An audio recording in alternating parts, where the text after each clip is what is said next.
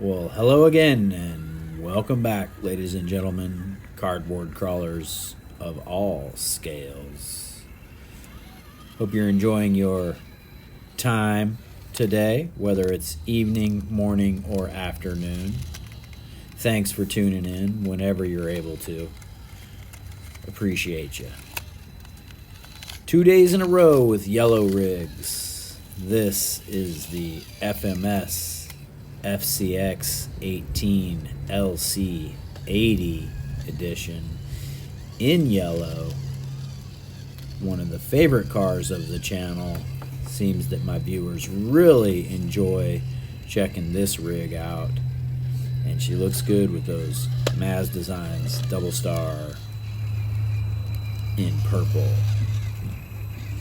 Super sweet location we have here. It's really fun because this is right next to another location I go to. Again, just around the corner from my house. I don't really travel far to get these little videos done. A lot of them can just be done in the yard, as a matter of fact, but this one is literally like 2 or 3 miles from the house. There's a little building next door to this called Fletcher Industries. I'm not exactly sure what they build or do there, but they have a really cool drainage in their parking lot. And then right next to them is this little dirt road that I believe goes up to a small electrical substation. And so I'm actually kind of behind a closed gate right there. You can see that yellow gate right down the road there. My car parked just beyond that. And I don't block the road. Obviously, you know, trucks pull in here and whatnot. So there's a little gravel parking lot, or parking space, a couple of them there. I pulled off. Blue's chilling in the back of the car. Windows down, of course. And even though it's a cool day here in February in North Carolina, give him some fresh air. And I just parked and I just walked up this little drainage a little ways, and I didn't have the blower in the back of the car, but I didn't grab it. I thought to, but I thought, well, I'm really doing a lot of edge work here. You know, I'm driving kind of on the edge of these rocks. I wasn't intending to go down in the middle much. And then when I did, I just reached down in there with my hands and kind of cleared it out. Not really, like right here, there was all those leaves right to the right hand, looker's right of the truck, the driver's side of the truck there. I just moved them from this little rock area with my hands. You know, it's cool enough, and it's not late enough in the season to really worry about the copperheads or anything like that. And there's some construction going on right next door and whatnot. I just don't think they're traveling through here much right now. And I could have grabbed the blower, but like I said, I didn't. I just didn't feel like making a bunch of noise and being annoying or having people come talk to me from the construction site. Although I don't think they would. They're kind of working on a brick building, and they're doing a lot of interior work right now, putting in sheetrock, so I can hear their drills zipping in sheetrock screws, so they probably can't hear me or see me right over here. And either way, all good. You know, try not to be a nuisance anywhere I go. Try to clean up litter when I see litter at these little rock piles. You know, there's straws and cigarette butts and old cups and stuff, and I always pick them up and throw them in the floorboard of the car and then put them in the trash when I get home. Easiest thing to do. Helps you, like I said, not be a nuisance. And you know, people see you walking down the little trail with the truck and a handful of trash, and they don't usually say boo, you know. So like I said, fun little rock section. Some technical stuff, but not really too technical. Having some minor issues ongoing with the servo in this rig. The servo savers are junk, and so I need to figure out what I'm gonna do for a servo in this. I have a couple of servos on hand. The yellow Jeep has an Emax in it that's pretty much brand new and a good servo. I have a servo beast here from Mofo that I was planning to put into the yellow Jeep. I'm actually going to do like a full Mofo build on that. Super secret, coming soon to the channel. And I also have an NSDRC servo to it's supposed to actually go into the My Green C10. So we'll see what we're gonna do with this. This will probably get the Emax in it because I'm really not trying to make this a super high performance rig, and you know, the Emax with a normal servo horn on it, with an aluminum servo horn on it, would be really good for this setup, I think. I have servo horns in a couple different colors, black, red, green, maybe even a gray one. Oh, or I could run, you know, white servo horns for life. I love the white servo horns. They don't bother me a bit. And but this is a nice little shorty. So, like I said, this will probably end up with an Emax on there. So it'd be easy to replace if we had some issues. You can see my reflection there in my green jacket.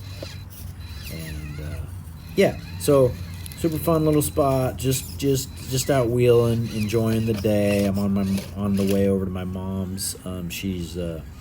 We're getting ready to redo a garden bed over there, and she wanted the lumber that lines the garden bed painted to kind of match the garage that it sits over near. So we got there's some grayish blue paint. Go over there and paint for a little while the sun's out, and yeah, do a couple little chores for mom. You know, then we get some vegetables when the garden gets planted, right? Takes a village, right? Teamwork makes the dream work, so to speak.